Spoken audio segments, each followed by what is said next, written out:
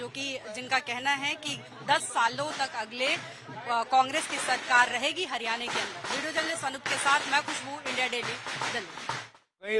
Early Arvind sir, early में बहुत ज्यादा मिठाई तो नहीं खा ली, कहीं जल्दबाजी तो नहीं होगी हरियाणा को लेकर? मुझे भी लग रहा है कि जल्दीबाजी में लग रहा है मिठाइयाँ ज़्यादा बढ़ गई हैं, है ना, और इनको थोड़ा सा इंतजार करना चाहिए। लेकिन खैर राजनीति में मुझे लगता है विवेक होता है सब। फिर ईवीएम को तैयार रहना होगा आज, फिर से ईवीएम आज फिर खतरे में आएगी। एकदम सही कहा कि ईवीएम पे ढेर सारे सवाल जो है वो खड़े हो जाते हैं जैसे ही कोई पार्टी हारती है। अबू शर्मा रिएक्ट करना चाह रहे हैं। संदीप वजीर, प्रवक्ता नेशनल कॉन्फ्रेंस भी हमारे साथ जुड़ गए। उसके बाद आंचल, आपके पास आ रहा हूं, जरा अबू शर्मा जी का रिएक्शन ले लें, उसके बाद बीजेपी दफ्तर चलेंगे।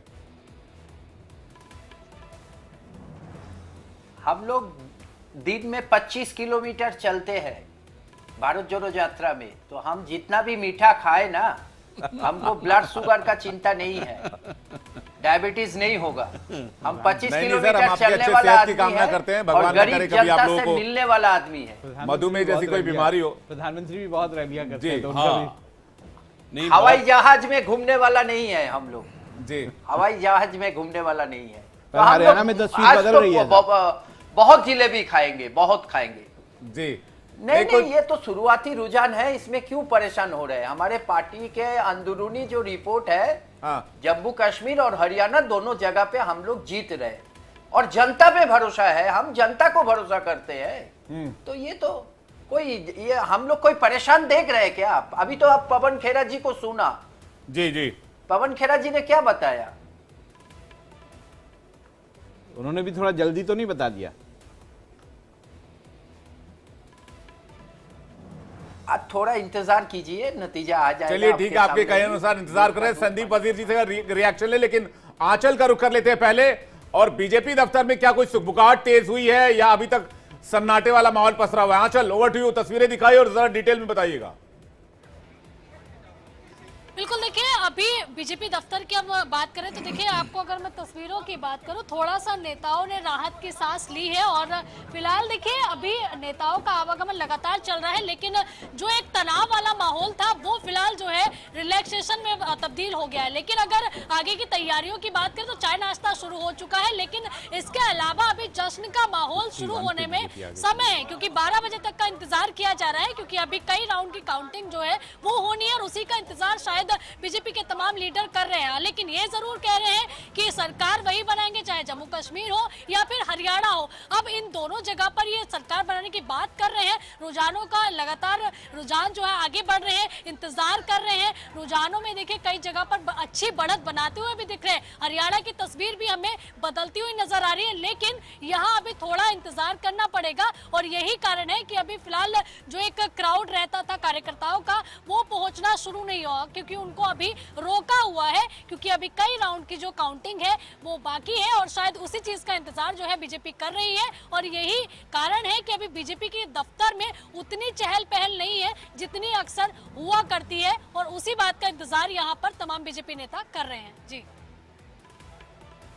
पर तस्वीरें लगातार आ रही है सामने। सुबह भी एक तस्वीर थी विवेक, 1 घंटे में ये पूरी स्थिति बदल गई।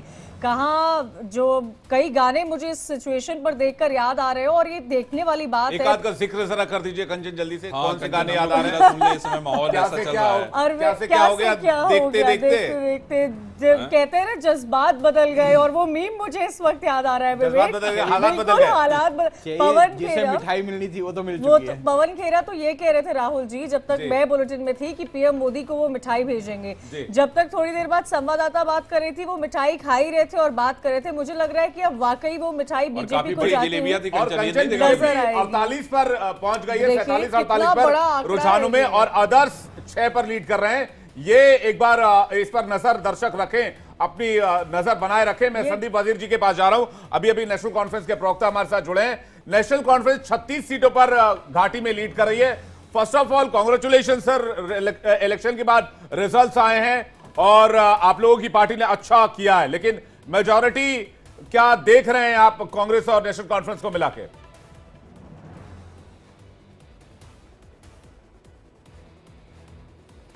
संदीप जी, शायद आपका माइक म्यूट, एक बार चेक कीजिएगा प्लीज।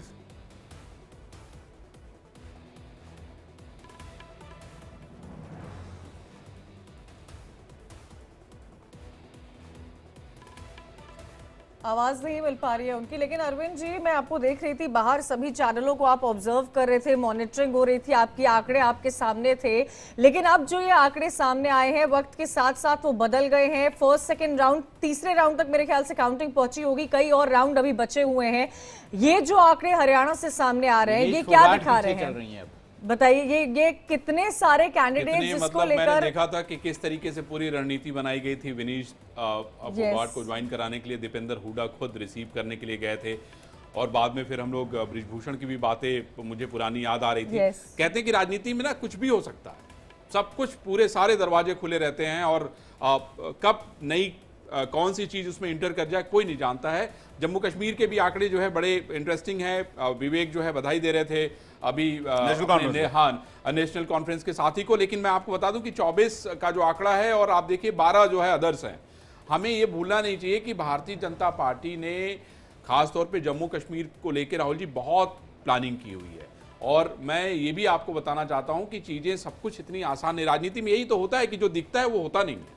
ये हमने हमेशा देखा। अगर ये ट्रेंड रहते हैं जहां पे 36 पे नेशनल कॉन्फ्रेंस है, वैसे तो सीधी मेजॉरिटी है, सीधा मेजॉरिटी है। हाँ। और मैंने ये भी कहा कि आपके अदर्स में भी कांग्रेस और एनसी को ज्यादा तवज्जो मिलेगी। आपकी बात से मैं एकदम असहमत नहीं हूं राहुल जी, एकदम सहमत हूं, लेकिन मैंने यही देखा ना कि राजनीति में जो हमें दिखता है वो होता नहीं है। हमने हमेशा लगातार, और खासतौर पे मोदी को अगर हम देखें तो मोदी की ये विशेषता है कि वो अंत तक हार मानना स्वीकार नहीं करते। वो बात बिल्कुल सही है। और देखिए, बीजेपी बड़ा ऑर्गेनाइज तरीके से चुनाव लड़ती है, उसकी एक जो चुनावी मशीनरी बन गई हुई है वो बहुत ही वेल ऑर्गेनाइज्ड है, बहुत अच्छे से चुनाव लड़ते हैं। यानी कि कहा जा सकता है कि एंटी इनकम्बेंसी फैक्टर बीजेपी के लिए नहीं नजर आता है, क्योंकि ये मुद्दा रहा है सभी चुनाव का, लेकिन ऐसा बीजेपी के साथ होता नहीं नजर आ रहा है। ब्रेकिंग सेंटर से तमन्ना हमारे साथ जुड़ी हुई है, सीधा रुक करते हैं तमन्ना का। तमन्ना, क्या बड़ी खबर मिल रही है? बड़ी खबर यही है कि मुकाबला जो है दिलचस्प होता जा रहा है, क्योंकि 1-2 सीटों का जो डिफरेंस दिख रहा है ना, वो कुछ भी कर सकता है, वो किसी का भी खेल बिगाड़ सकता है और बना सकता है। आप देखिए, एक बार फिर से मैं चुनाव आयोग की आपको रिपोर्ट दिखा दूं। 38 सीटों से आगे इस वक्त बीजेपी है। आईएनसी की बात करें तो मात्र 2 सीटें पीछे चल रही है, 36। आईएनएलडी की बात करूं तो 1, बीएसपी 1 पे और आईएनडी 1 पे। और सबसे बड़ी बात है वोट प्रतिशत की, कि वोट शेयर कैसा है।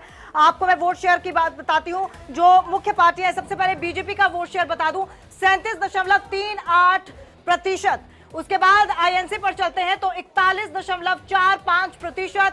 आईएनडी की बात कर लेते हैं तो 4.76%। उसके बाद जेएनजेपी 0.99% और साथ ही साथ नोटा यानी कि नन ऑफ द अबव, उसको मिलता है 0.38% का वोट शेयर। तो ये अभी का हाल है, जो ताजा अपडेट है चुनाव आयोग की जो टैली है उसके हिसाब से। आप देखिए, मात्र कुछ सीटों का हेरफेर जो है वो खेल बनता और बिगाड़ता दिखा रहा है, और वोट शेयर हमने आपको दिखा दिया। Over to you.